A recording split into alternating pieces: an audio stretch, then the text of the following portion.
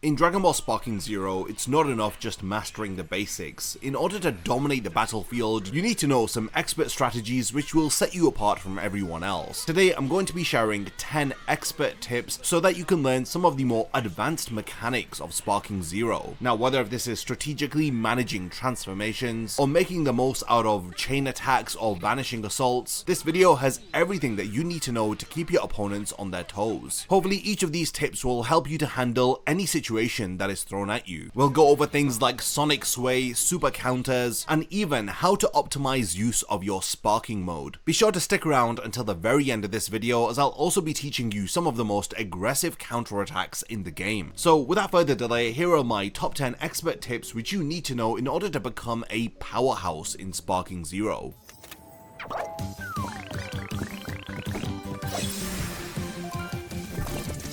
So transformations and fusions play a huge role in Sparking Zero, and they offer you substantial power boosts. There are certain characters who have multiple transformations, which you can expect from the Saiyans or even characters like Frieza and Cell, but it is important to time your transformations correctly. You gotta wait for a perfect opportunity for you to transform, and you need to be even more careful when you're trying to do a fusion, but once you have pulled them off, your character will experience a significant power boost, and they will also have access to different abilities. And not to forget, the fusion mechanic in Sparking Zero is more than just a power-up. It allows you to combine two characters into a single one, and this fusion character has a unique moveset and totally different powers. You see this with Gogeta and Vegito. So in order to access the transformation menu, you want to press the up button and then select the transformation you want to go into. You can see each transformation takes up a different number of skill points. So here for Gohan, Super Saiyan takes up 1 skill point, Super Saiyan 2 takes up 2, and the Great Saiyaman transformation, which he also has, takes up 1 skill point. So yeah, that's his Great Saiyaman transformation. The fusion tab works in a similar manner. You press up and then R1 and you can switch between the different fusion options. So if you have Goku and Vegeta on the same team, then you can switch between Vegito or Gogeta. So by balancing your timings for your transformations or your fusions, it can really make the difference in victory in Sparking Zero. Now, Sparking Zero also has team battles, so if you have multiple characters on your team, it's really important to switch between them, especially if you're facing off against really powerful opponents. So here I can switch between different characters, especially if my health is getting really low. It's definitely a matter of managing your resources as you have a look at whatever health points your character is on. By tagging in and out of your characters, it ensures that you constantly maintain control of the battle and that you're also recovering health while fighting,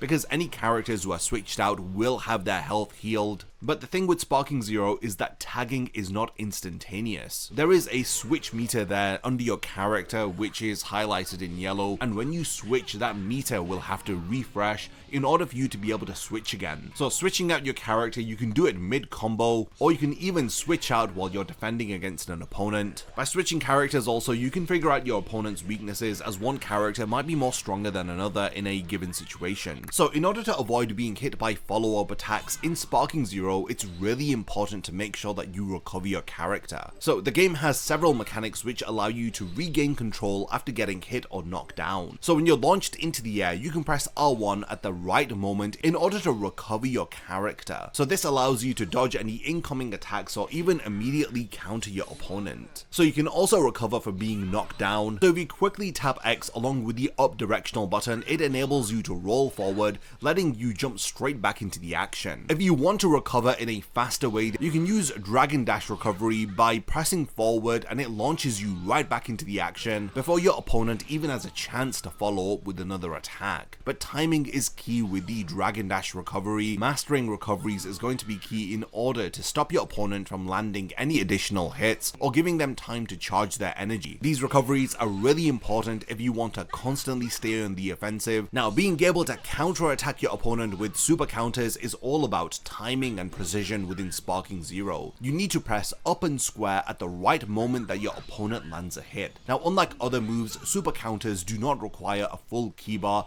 as they can be used even when you're in a mid combo, so it's a powerful tool when it's used correctly. So super counters don't just mean that you evade the attack, you actually hit back with a solid move which sends your opponent flying. It's really satisfactory when a super counter does connect, but it does take a lot of practice in order to nail the timing. So I suggest going into training mode and practicing with Piccolo, because when a super counter is landed, then you can follow up with a pursuit attack or even chain into a vanishing attack. So yeah, if your opponent's giving you those troublesome back shots, you can use up and square in order to regain control of the battle. Super counters cannot be mashed, so you need to make sure you perfect the timing, but once you've learned how to pull this off, the payoff is definitely worthwhile. They are the easiest way to disrupt the flow of your opponent, and when you combine super counters with other abilities, it leads to you having an unbreakable defense while also being able to punish those really aggressive players that you may come across in online ranked. High speed movements are really important if you want to counter things like perception, and it's critical in order to build up a solid defense, as it allows you to shift positions and instantly dodge attacks or even set up counters to your opponent. There are different dash variations that this game supports, and depending on how far away you are from your opponent, there's always a correct type of dash to use. So if you send your opponent flying and you want to rapidly catch up to them, then you can use the dragon dash and you appear right next to them, and you can then launch a chain of rush attacks. Dragon dash helps you to really close in the distance here, but again, timing is really important. But if you wait too long to dash into your opponent, then they can do just exactly the same thing. High speed movement does have other use cases, which I will touch upon later in the video. Sparking Zero has an incredible stance called Perception, and this allows you to effectively counter really aggressive opponents. While basic guarding helps you to handle most attacks, by combining Perception, you're able to counter things like rush attacks and land a perfectly timed counter. And if you time your perception well, you can do a sonic sway, which not only defends against their attack, but it also drains your opponent's ki. So while perception on the surface appears to be defensive, it can really help you in your offensive strategy, as it makes it easy to break the flow of your opponent, as you can then rush into chain attacks after a successful perception. With perception, it does require practice, so you do need to know when to hold perception so that you can counter your opponent effectively. This is another key skill which you will definitely want to master. To truly dominate your opponent in Sparking Zero, you need to master when and how to activate Sparking Mode. This is a powerful mode which not only enhances your regular attacks, but it also grants you access to ultimate blasts, which are essential for dealing massive damage. Sparking Mode shouldn't just be triggered whenever you have the chance. You need to time the activation of this mode strategically so that you can maximize its impact, and so that it's done in a way that your opponent won't anticipate. When you're in Sparking Mode, you can do long combo sequences and then string this into an ultimate blast, as you're making the most out of that meter and you're boosting the total damage that you're dishing out to your opponent. So after landing a successful rush combo, you can then follow it up with an ultimate blast to really make sure that it hits hard against your opponent. So you want to make sure that in Sparking Mode you're doing more than just an ultimate blast, you're using your combos effectively so that you're controlling the pace of the battle and then forcing your opponent into a defensive position. One of the most important things in Sparking Zero is vanishing assaults.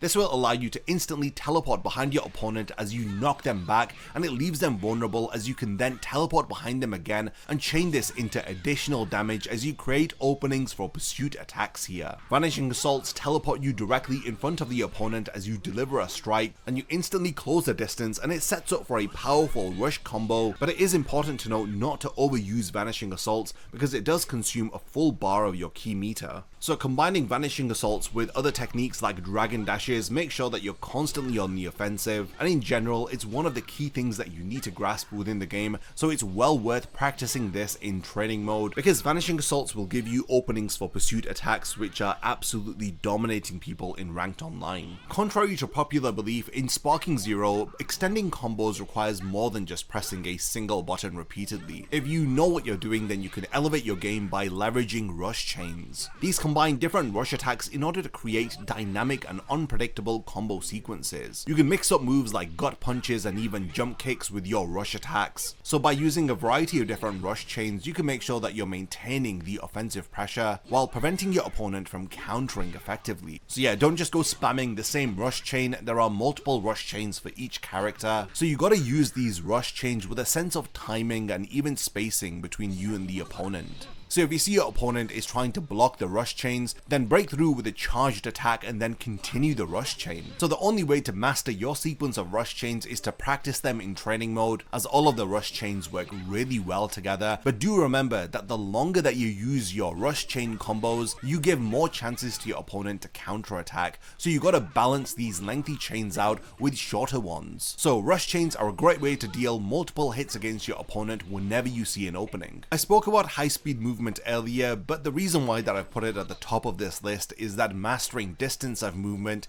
is probably the most important thing in Sparking Zero. Now this is more than just dragon dashes. When you're at close range with your opponent, you can utilize moves called quick steps, which are invaluable as they allow you to easily dodge your opponent as you slip past their attack, and you can counter here with a rush combo. This in fact is called step and sway. So your opponent goes in for a charged attack and you can step in and sway the attack and then counter them. In addition to this, making sure that you know how to properly use dragon dash is going to be really important too. So this is with the right trigger. In order to close the gap against your opponent, you press the R2 and X button twice and you literally appear right next to your opponent. And if this is timed well, then you can go from a dragon dash easily into a rush chain combo, and being able to easily switch between these quick step moves at close range and dragon dashes from afar, it will make you really unpredictable and difficult to fight against. So by combining all of these points that I've discussed, it's going to always make sure that you're in control of the pace of the fight. Your opponent is not going to know your next move, and it's going to be really easy to turn the tide of any battle, especially for people who don't have a solid grasp of defense, counters, or even high speed movements. So take a bit of time out to practice in training mode all of these 10 things that I've discussed, and it's going to really improve how you play in Sparking Zero. So these are my top 10 expert tips for Sparking Zero. Everything from being able to transform and fuse, from mastering vanishing assaults, rush chains, high speed movement, perception. All of these things are definitely going to make you so much more stronger and improve how you play this game. It's not just about being offensive, you need to know how to outsmart and outmaneuver your opponent, and I think that you need to look no further than these 10 expert tips that I've discussed in this video. If you've enjoyed watching this video and you want to see more advanced guides for Sparking Zero, then let me know your suggestions in the comments. And lastly, thanks for making it to the end of this video, and I cannot wait to see you next time in my next Dragon Ball Sparking Zero video.